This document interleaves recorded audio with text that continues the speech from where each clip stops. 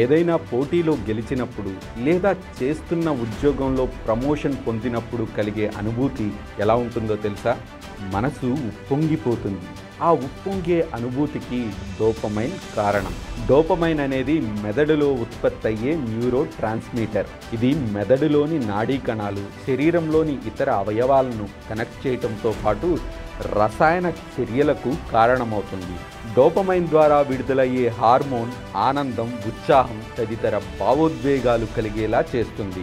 మనం చురుకుగా ఉండడానికి ప్రేరేపితం చేసే డోపమైన్ను పెంచుకునే 10 సులభమైన మార్గాలను ఇప్పుడు తెలుసుకుందాం. మొదటి మార్గం, శరీరాన్ని కదిలించండి. వ్యాయామం అనేది జ్ఞాపక శక్తి, ఏకాగ్రతను పెంపొందించి ప్రశాంతంగా ఉండేలా, ఒత్తిడిని తగ్గించేలా సహాయపడుతుంది. కొన్ని అధ్యయనాల ప్రకారం వ్యాయామం వల్ల డోపమైన్, సెరోటోనిన్ల స్థాయిలు పెరుగుతున్నాయనేది నిరూపితమైంది. ఇవి మానసిక స్థితిని నియంత్రించడంలో ముఖ్యమైన పాత్రలను పోషించే 2 న్యూరో ట్రాన్స్మిటర్లు. నొప్పుల నుంచి ఉపశమనం కలిగించే మరో న్యూరో ట్రాన్స్మిటర్. ఎండార్ఫిన్ల విడుదలను కూడా వ్యాయామం ప్రేరేపిస్తుందని సైకాలజిస్టులు చెప్తున్నారు. అందుకే వారు వ్యాయామాన్ని ప్రోత్సహిస్తారు. ఉదయం జిమ్ముకు వెళ్ళటాన్ని అలవాటుగా చేసుకోగలిగితే మీరు ఇతర మంచి అలవాట్లను కూడా చేసుకోవచ్చు. ఉద్యోగం కారణంగా జిమ్ లేదా వ్యాయామాన్ని రోజువారీ దినచర్యలో భాగం చెయ్యలేకపోతే మరో విధంగానైనా శరీరాన్ని కదిలించండి. లిఫ్ట్కు బదులుగా మెట్లెక్కండి. ఖాళీ సమయాల్లో వర్క్ ప్లేస్ చుట్టూ షికారు చేయండి. ఒక్క 5 నిమిషాలు దొరికినా అలా చేయడానికి ప్రయత్నించండి. యుక్త వయసు దాటిన వారంతా వారానికి కనీసం 2.5 గంటల పాటు ఏరోబిక్ వ్యాయామం చెయ్యాలని ఆరోగ్య సంస్థలు సూచిస్తున్నాయి. రెండో మార్గం, మెగ్నీషియం ఎక్కువగా తీసుకోవాలి.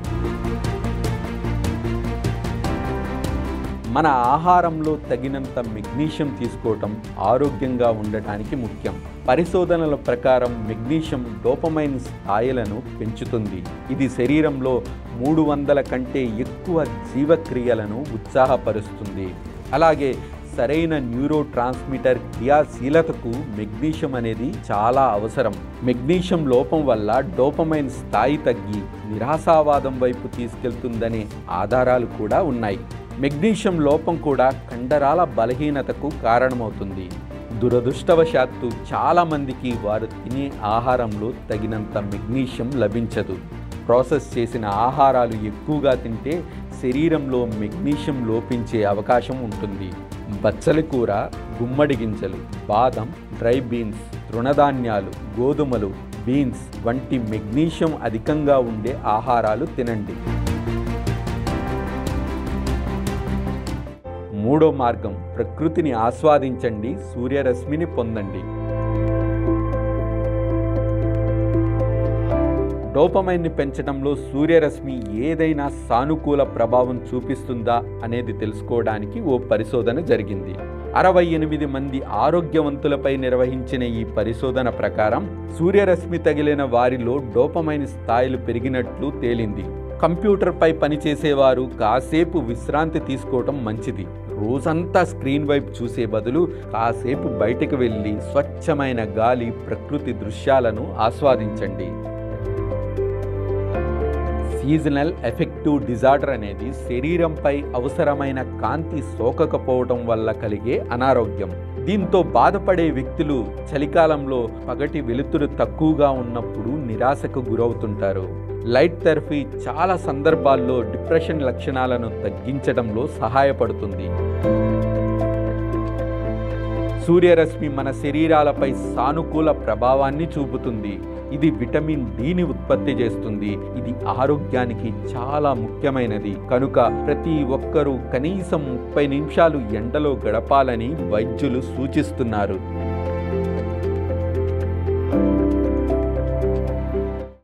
నాలుగో మార్గం, సంగీతం వినండి. సంగీతం ఎన్నో అద్భుతాలు చేయగలదు. తల్లి పాడే పాటలు వింటూ పసిపిల్లలు ఎందుకు నిద్రపోతారో ఎప్పుడైనా ఆలోచించారా? మీరు ఇష్టపడే సంగీతాన్ని వింటుంటే డోపమైన్ విడుదలవుతుంది. శరీరంలో మిగిలిన అవయవాలను స్పందించేలా చేస్తుంది. సంగీతం వినడానికి ఎంత ఆహ్లాదకరంగా ఉంటే శరీరానికి అంత ఆహ్లాదకరమైన అనుభూతి లభిస్తుంది. శాస్త్రీయ సంగీతం అత్యధిక స్థాయిలో డోపమైన్ స్థాయిలను పెంచుతుందని అనేక అధ్యయనాలు చెబుతున్నాయి. అయితే సాహిత్యంతో కూడిన సంగీతం వల్లే డోపమైన్ పెరుగుతుందని భావించనక్కర్లేదు. డోపమైన్ స్థాయి పెంచుకోవాలనుకుంటే వాయిద్య సంగీతాన్ని వినటం కూడా ఉత్తమం. 5వ మార్గం డార్క్ చాక్లెట్ తినడం. డార్క్ చాక్లెట్లో ఫెనిడైలమైన్ ఉంటుంది. సాధారణంగా తినే వైట్ చాక్లెట్కు బదులుగా డార్క్ చాక్లెట్ తినడం మానసిక స్థితిని మెరుగుపరచడంలో సహాయపడుతుంది. మెదడును, ఆలోచనలను చురుకుగా చేస్తుంది. డార్క్ చాక్లెట్స్ ద్వారా విడుదలయ్యే ఎండార్ఫిన్ల వల్ల కలిగే అనుభూతి కొత్త సృజనాత్మక ఆలోచనలకు దారితీస్తుంది. 6వ మార్గం ధ్యానం చేయండి. ధ్యానం మనసును ప్రశాంతపరిచే ఒక టెక్నిక్. ఎన్నో అధ్యయనాలు మానసిక ఆరోగ్యంపై ధ్యానం వల్ల కలిగే ప్రయోజనాలను వివరించాయి. అలాగే ధ్యానం చేసే సమయంలో వారి మెదడును స్కాన్ చేసి చూస్తే అధికంగా డోపమైన్ విడుదలైనట్లు నిరూపితమైంది. ధ్యానం డోపమైన్ స్థాయిలను దాదాపు 65% పెంచుతుంది.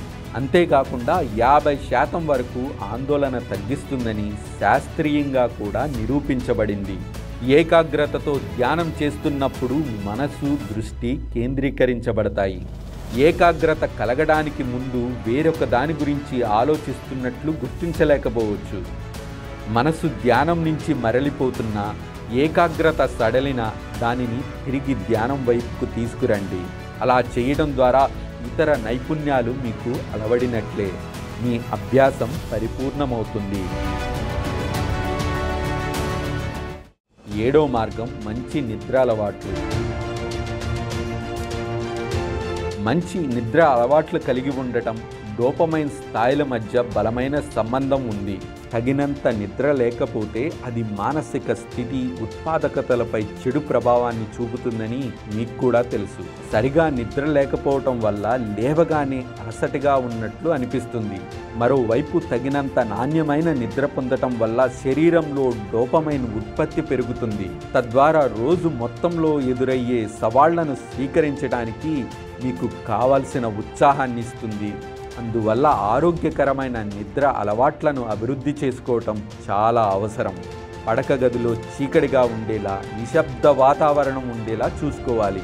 సెల్ ఫోన్, టీవీ లాంటి ఎలక్ట్రానిక్ పరికరాలను దూరంగా ఉంచి ప్రతి రాత్రి కనీసం 7 గంటలు నిద్రపోవటాన్ని అలవాటుగా చేసుకోవాలి. 8వ మార్గం చక్కెర వినియోగాన్ని తగ్గించండి. చక్కెర ఎక్కువగా తినడం వల్ల థ్రిల్ వేరేగా ఉండవచ్చు. దీన్ని సాధారణంగా హై షుగర్ అని పిలుస్తారు. ప్రాసెస్ చేయబడిన చక్కెర, మద్యం, కొన్ని మందులు డోపమైన్ను తాత్కాలికంగా పెంచుతాయి. అయితే ఇది మీ శరీరం క్రమపద్ధతిలో ఉత్పత్తి చేసే సాధారణ రేటును మారుస్తుంది. మన పూర్వీకులు ఏది దొరికితే అది తినేవారు. చక్కెర ఆహారాలు తక్షణ శక్తిని అందిస్తాయి కాబట్టి పరిణామ క్రమంలో వాటిని ఇష్టపడేలా చేసింది. కానీ అడవుల్లో నివసించిన ఆది మానవులు జంతువులతో పోరాడితే కానీ కావలసిన పండ్లను పొందలేకపోయేవారు. కానీ ఇప్పుడు ప్రాసెస్ చేసిన చక్కెరతో చేసిన ఆహారాన్ని తీసుకోకుండా ఎవ్వరూ అడ్డుకోరు. కాలం మారినా మన అలవాట్లు పూర్వీకుల తరహాలోనే మిగిలిపోయాయి. అందుకే మనం తీపి ఆహారాన్ని ఇష్టపడతాం. షుగర్ అనేది వ్యసనంగా మారుతుంది. ఎందుకంటే ఇది డోపమైన్ విడుదలకు కారణమవుతుంది. ఇది మెదడును ఎక్కువగా కోరుకునేలా చేస్తుంది. ఫలితంగా అతిగా తినడం ద్వారా ఊబకాయానికి దారితీస్తుంది. అయితే బలంగా అనుకుంటే చక్కెర వ్యసనాన్ని తగ్గించుకోవచ్చు. వారం లేదా 2 వారాలు స్వీట్లను మానేయటం వల్ల డోపమైన్ ఉత్పత్తి విడుదల సాధారణ స్థితికి రావటానికి కారణమవుతుంది. అంతేకాకుండా మీరు చక్కెరను ఎక్కువగా కోరుకోరు. ఫలితంగా శరీరం చక్కెరతో సంబంధం లేకుండానే డోపమైన్ను ఉత్పత్తి చేస్తుంది. 9వ మార్గం చన్నీటి స్నానం చేయండి. చల్లటి నీటి స్నానంతో మానవ శరీరంలో డోపమైన్ విడుదల ఎలా పెరుగుతుందని అనుకోవచ్చు. 14 డిగ్రీల సెల్సియస్ కన్నా తక్కువ ఉష్ణోగ్రత ఉండే నీటిలో స్నానం చేయటం డోపమైన్ స్థాయిలను 250% పెంచుతుంది. ప్రారంభంలో ఇలా చేయటం కష్టంగా అనిపించవచ్చు. అందుకోసం మొదట్లో 1 నిమిషం పాటు చల్లటి నీటిని చల్లుకొని చూడండి. అది ఎలా అనిపిస్తుందో గమనించి మెల్లగా వ్యవధిని పెంచండి. చన్నీటితో వచ్చిన అసౌకర్యాన్ని మొదట్లో తట్టుకోగలిగితే తర్వాత కలిగే ప్రయోజనాలు గొప్పగా ఉంటాయి.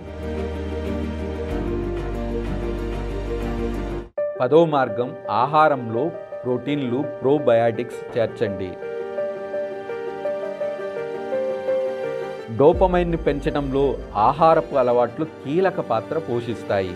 మెగ్నీషియం తీసుకోవడం ద్వారా డోపమైన్ ఉత్పత్తి పెరుగుతుందని ఇప్పటికే తెలుసుకున్నాం. అలాగే ఆహారపు అలవాట్ల మార్పుతో కూడా డోపమైన్ విడుదల పెరుగుతుందనేది నిరూపితమైంది. అమైనో ఆమ్లం L-టైరోసిన్ అధికంగా ఉండే ఆహారాన్ని తినడం ద్వారా సహజంగా డోపమైన్ స్థాయిలను పెంచుకోవచ్చు. గుడ్లు, చేపలు, చీజ్, బీన్స్ వంటి ఆహారాలలో అమైనో ఆమ్లాలుంటాయి. డోపమైన్ ఒక న్యూరో ట్రాన్స్మిటర్ కాబట్టి అది మెదడులో విడుదలవుతుంది.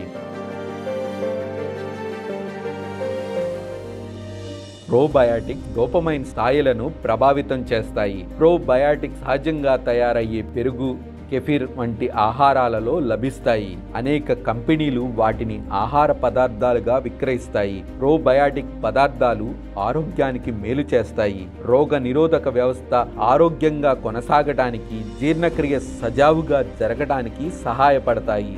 ప్రోబయాటిక్స్ డిప్రెషన్ లక్షణాలను తగ్గిస్తాయని కొన్ని అధ్యయనాలు నిర్ధారించాయి. డోపమైన్ ఒక కీలకమైన న్యూరో ట్రాన్స్మిటర్. ఇది ప్రేరణ కలిగించడంలో కీలక పాత్ర పోషిస్తుంది. అలాగే ఇది శరీర కదలికల నియంత్రణలో సహాయపడుతుంది. ఇప్పటి వరకు డోపమైన్ పెంచుకోవడానికి అనేక మార్గాలు తెలుసుకున్నాం. అందరూ అన్నీ అనుసరించలేరు. అయితే డోపమైన్ పెంచుకోవడానికి సాధ్యమైనంత ఎక్కువ సహజ మార్గాలనే అనుసరించడం మంచిది. సహజ ప్రక్రియలతో పనిచేయడం ప్రారంభిస్తే సంతోషంగా, ఆరోగ్యంగా మరింత ఉత్పాదకత సాధించగలుగుతారు. ఇంకా ఈ వీడియో మీకు నచ్చినట్టయితే లైక్ చేయండి, షేర్ చేయండి, సబ్స్క్రైబ్ చేయండి. మీ విలువైన అభిప్రాయాన్ని కామెంట్ రూపంలో తెలియచేయండి.